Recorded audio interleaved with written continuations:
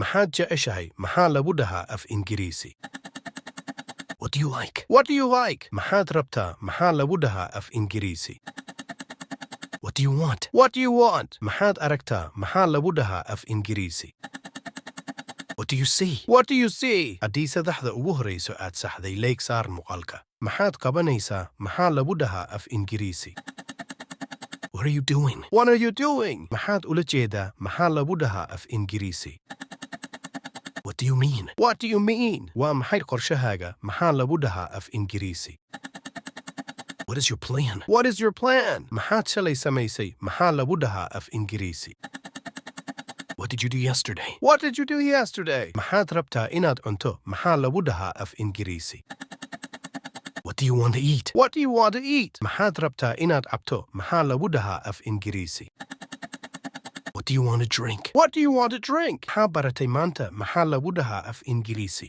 hadda jawaabta taqaanid nagu soo qor qaybta falada mahadsanid